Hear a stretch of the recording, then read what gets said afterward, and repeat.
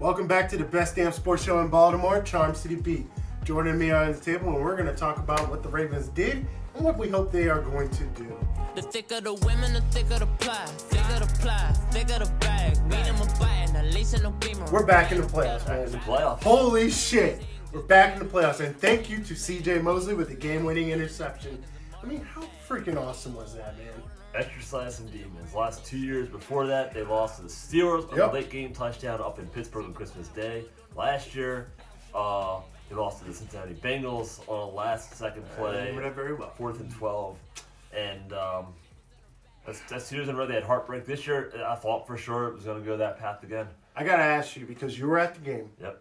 How did it feel? Like, how was it? You could, when the Browns were making that march down the football field and you had, former Raven Rashard Perriman catching a ball along the sideline. Because he never caught the ball first. And Landry with that catch and tucked it. Was it a catch? Was it not a catch? They reviewed it for 20 minutes. And then they were 10 yards away from field goal range. They had 4 plays to get there. And everyone in the stadium, you could just feel it. It was just a sick feeling. Everyone just didn't want to see it. They didn't want to believe it. There's nothing you can do about it. You're powerless. And the Ravens went all out blitz. Every single play they blitzed the house. I think they call it zero blitz. That very last play, they blitzed at least 8 guys against Baker Mayfield. And he threw it. He thought he saw the hot read. He threw it. And CJ Mosley was instinctual enough to know that he dropped back when he realized he was going to throw that football. Wow. He was in the right place at the right time. 1 year after the ball went just over his fingertips, and caught by Boyd by Cincinnati for that win last year. So redemption for him, redemption for the Ravens defense, redemption for the Ravens. They're back in the playoffs for the first time since 2014. And how awesome is that, man? Kings of the North. So awesome, yes. We are back on top, but I mean, when you look at that game, because we got a good episode for you. We're going to talk about this game. We're going to talk about the Chargers, hoping that Lightning can strike twice against the Bolts. But let's talk about that rushing game, man. It's been the key to success for the last 7 games. It's been the key, and 296 rushing yards last week as a team. Lamar Jackson had 90. Kenneth Dixon, I think, had 117. Gus Edwards had 76 on 12 carries. They're pounding the rock. They're going all different directions. They know it's coming, and you can't stop it. And they had 4 touchdowns. 2 of them came off the board for various reasons. As a matter of fact, let's actually listen to what Lamar Jackson had to say about this. Another one as far as the whole team? Definitely, and it's just the name, the playoff, that whole thing. You're trying to get the championship now. It was for us to get in it, and we're in it now, so we want the big thing. Do you think experience maybe is overrated? I mean, you've only had 7 starts, but you've been playing football your whole life, and a lot of people talk about a rookie quarterback who's 21 playing in playoffs, but still.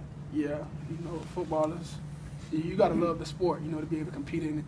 I love the sport with all my heart, so I don't really look at it like, you've been a rookie, you have to perform at this level. You got to perform at your level too. You out there on the field just like anyone else. Man, I just love that kid. He's so humble. He's all about winning, all about learning. What more could you want? Yeah, he's super poised for a quarterback. He came in mid-season. Joe Flacco's hurt. They're 4-5. It's the bye week. And the offense is completely turned around and become this run-pass option, run-heavy offense. And it's completely regenerated this team. And they went 6-1 down the stretch to make the playoffs. And it's because of Lamar Jackson. Yeah. I mean, he's breathed new life into this team, and it's something that we've needed, and we've apparently needed for the last 4 years, and we never had it. I mean, it's just so exciting. I don't care what you say about his passing mechanics. That shit you can teach somebody. I don't care what you say about, how he plays. Whatever you say about him. It's an exciting time to be a Ravens fan, man. Like, it's so exciting. And if you're defending Lamar Jackson, you can't necessarily put 8 guys in the box. No. Because he's been, if you look at the Chargers game from 2 weeks ago out in California, he had that long pass to Mark Andrews for the touchdown. He can burn you with the ball, and he obviously has some touch. So if you give him time to throw it and he can make time himself, you can't commit an entire team to stopping him because he will burn you. And like you said, you could blitz 8 people on him. By all means, go ahead and do it. But he's going to get past you for about 30 yards in about the course of 3 seconds. There was a run last week he had. He was, eventually tackled out of bounds, but he looked like he shot out of a cannon the way he shot out of the backfield. And, you know, when we talk about... Fast man. Yeah, when we talk about, you know, weapons he has, let's talk about Mark Andrews. Unsung hero. Yep. 3rd round pick.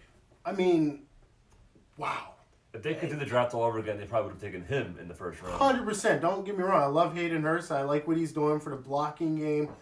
But, I mean, Mark Andrews, number one, he's fast. Yep. Impressively fast. He's essentially a giant wide receiver, essentially. And I love it. I mean, it's definitely Lamar Jackson's number one target. Yeah, they lined him up like that when he was at Oklahoma last year with Baker Mayfield for that Oklahoma Sooners offense. And the Ravens, they brought him in, and he does his share of blocking, but he's a mismatch to be sure. Linebackers can't block him, and he gets the ball in his hand. He obviously can run a little bit. Yeah. I mean, it's impressive me. Now, again, there were some negative things I saw, and, you know, I try to be positive most of the time, but, hey, fair journalism, you got to talk about the bad. Secondary looked like they were abused a little bit. There was definitely some miscommunication back there. Yeah. To be sure. Jimmy Smith had his 2 interceptions. Yes, that should Jimmy always Smith. set the tone, but safety play for sure. I think Baker, I mean, there was too many wide open receivers. Rashad Perriman back in the end zone. They had a touchdown catch that was bounced off the receiver's head that would have gone for a long touchdown. Another one like that. You gotta fix that before this big game against the Chargers. Yeah, I mean, when you think about it, Phillip Rivers is a lot better passer, in my mind, at least historically, than Baker Mayfield.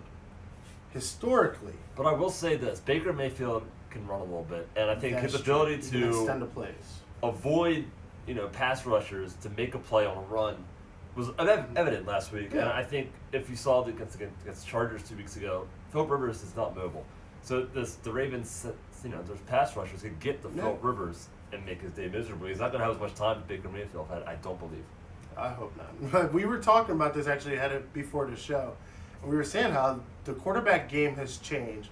And that is nowhere more evident than the Baltimore Ravens, where you have Joe Flacco, who is your textbook 6'5", about 230, 240 quarterback. And then you have Lamar Jackson, who's like, 6'2", 200 pounds, 212. But, the size of the quarterback's changing. The look of a quarterback's changing.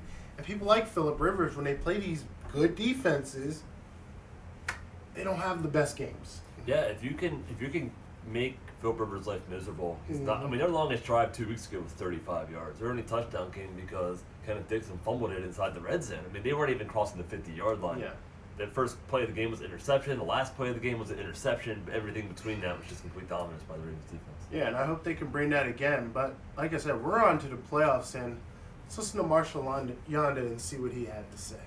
Excitement. I say all the guys are excited around here.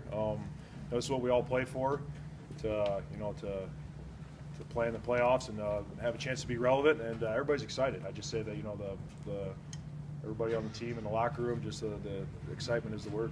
Does Lamar have a veteran presence when he's in the huddle, even though he is 21? Yeah, I mean, every single game, he's definitely getting a little bit more calm, a little bit more confident in what he does. Yeah, so, I mean, like Marshall Yonda said, the team, they're just in a better place. They're excited. They're excited. Yeah. I mean, like I said, to be a Raven is exciting, to be a fan is exciting, and here we are taking on the Chargers again. So what are the pros and cons to that rematch? Let's talk about the pros, though. Last time we played them, we had to go out to Carson. It was a 3,000-mile flight. It was on a short rest. I think we had 6 days to get ready. The Chargers had 9 days to get ready, and the Ravens still beat them 22-10. Yeah. This time the Chargers have to come on short rest. They're already coming, 2 games, and they've got to play at 10 o'clock in the morning, their time, 1 o'clock p.m. our time. And it's going to be a cold one, too. It's going to be like 40s. I heard more like 50s. Like it's gonna Really? be warm. Yeah, the advantage there isn't as much, but the noise is. But but the Chargers are 8-0 on the road this year. They're a much different team on the road. But they haven't played a defense like this on the road No, before. they have So I'm not. intrigued to see exactly how effective that offense is. You can't hear the calls you're making. But you kind of know what you're going to get from the Chargers, at least offensive-wise. You just played them. You both know each other, and that can be a pro and a con in itself, that they both know each other very well.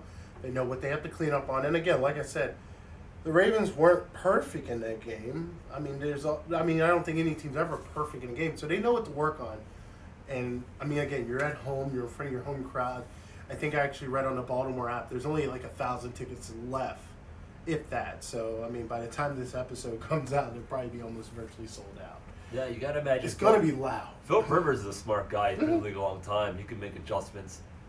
Yeah. What the Ravens do to counteract those adjustments will be the key to the game. If they can still get to the quarterback, because they're going to realize what the Ravens were doing defensively to get to Philip Rivers to negate these pass catchers. And if the Chargers can find a way to get the ball down the football field, it could be a long day for the secondary that was just torn apart a little bit by Baker Mitchell. Yeah, I mean, the secondary really has to it's really going to come down, I think, honestly, to the secondary. Yep. If the secondary isn't there to play, it doesn't matter how much rushing we do on the offense, how much we keep Philip Rivers out the field. If he's scoring touchdowns every time he's out there, we're screwed, So secondary really has to come strong. But I mean, like I asked in the beginning of the episode, can lightning strike twice? All right, I think with this Lamar Jackson offense, you've got a good chance as any, just because of the fact that he's keeping Philip Rivers on the sideline, and they had a lot of success against the Chargers. Second half, not so much. The Chargers made some adjustments in the second half, like a lot of teams have been doing, like the Browns did last week. So it's on the Ravens to find a new wrinkle to this offense, a way to move the football. Maybe it is throwing a little bit more than they did last week, because I think 2 weeks ago, because the Chargers did stack the box a little bit more. They did some things with their defensive line to take advantage of maybe keeping Lamar from gutting teams up the middle like he's been known to do. Yeah, I think, let's play it safe. If, the coaches aren't comfortable with passing, whatever is causing them not to, allow Lamar Jackson to throw, let's make it simple. If they're gonna crowd the box and they want to blitz everybody, throw some slant routes. Sure, for sure. Nothing hurts. We got fast enough receivers. Throw some slant routes. Get John Brown back in the mix. I haven't really seen him do anything in a few weeks. No, he had a big catch on that touchdown drive in Carson. That's true. When the same, like one play later, Mark Andrews had a touchdown catch, but John Brown was got the offense rolling immediately after that touchdown by the Chargers. There's so much we can do to negate that running defense, because you got to think, they're in California right now, well, if they're not already here, practicing against running, the run. They're probably not thinking too much about the pass to begin with, so surprise them. And you can't game plan for Lamar Jackson. You play them, but there's knowing how to play him and then stopping him. And I think there's no, matching the speed in practice. So good luck to them trying to stop it again. The Ravens are smart too. They know exactly what they need to do to adjust, and they're gonna play keep away this entire game. They've got a double wild card in Justin Tucker and Sam Cook, the ability to flip field position. Sam Cook had a huge punt last week against the Browns. Oh my God, yes. 51-yard punt with the 1-yard return, and if the Browns take it 10 more yards up the field, they're already they're close to field goal range. Yeah, again, I think it's going to be a game. I'm not going to say it's going to be as easy as that first week. I don't think so either. I don't think so at all, and I almost welcome it, a competitive game, but I think it's going to come down old school Baltimore, Justin Tucker kicking a field goal. I will say this, John Harbaugh wild card round, there's nothing more guaranteed to let. In the past, anyway, they're 5-0 all the time. They blew out the Patriots on the road, the Chiefs on the road. They beat the Colts in the Super Bowl year. History's on our side. They beat the Steelers in Pittsburgh in 2014. This team knows how to win in prime time in the playoffs. So I'm never going to bet against them, even if it's Lamar Jackson and not Joe Flacco. But how about you've got the best backup quarterback in the history of football, maybe. Yeah. So other than maybe Nick Foles. Yeah. Worst comes to worst, we still have Joe Flacco for all you Flacco lovers. But, it's like I said, it's exciting. Sunday, it's going to be a great day. I think we're back in the playoffs. And there's nothing left to be said. We're back in the playoffs. Yeah, it's all gravy from here. How exciting is that? So, with saying that, let's get into some news around the town. Starting with Ovechkin. Actually, he's chosen to skip the All-Star game to rest up for the second half of the season, which I think is actually a very smart move, given the fact that the Caps are known to go deep in the playoffs. Why not stay healthy? Yeah, and I imagine he must have felt it last year, and that probably played into this. He wants to be healthier, fresher. You got to think, like, most games that are All-Star games in the middle of the season, unlike the NFL, they can be brutal on your body, especially hockey. Hockey's a contact sport. This isn't basketball. This isn't baseball. Like, it's a contact sport, and hey, why not rest up? They're coming off a physical 3-2 win over the Predators. They lost to the Predators. Yeah. Tough one. Well, going to Maryland, University of Maryland beat Radford 78-64 on Saturday, the 29th. And tonight They won again. They beat ranked number they 24. beat number 24, 74 to 72. Nebraska. It's a big one. It's a big one. Must win, in my opinion. Yeah. Oops. And Stevenson University got beat by Manhattanville, unfortunately, 100 to 92 Saturday the 29th. But they're set to play Alvernia Thursday. And UMBC women's basketball lost to University of Maryland Eastern Shore 73 to 67 on New Year's Eve in an all-Maryland game. UMBC men's basketball destroyed Centenary in New Jersey 98 to 48 on New Year's Eve. Wow. Like, did they even show up? And sticking with basketball, Morgan State lost to CSU North Saturday 86 to 94. So not a good day for Maryland basketball. Not a good day in Maryland. But this week in Baltimore history, brought to you by the Baltimore Sun. On January 3rd, 1971, the Colts advanced to the Super Bowl with a 27 to 17 win over the Oakland Raiders at Memorial Stadium. The key play is a 68-yard fourth quarter touchdown pass from Johnny Unitas to Ray Parkins, one of 4 wide receivers on the field at the time. Wow. I mean, we were talking about that actually. How cool is it that the Colts beat the Raiders to go to the Super Bowl that year when the Ravens, let's see, what year was that? 2000? Yeah, 2000, actually exactly, 30 years later, the Ravens would do the same thing to beat the Raiders to go to their first Super Bowl. That's crazy. That's insane.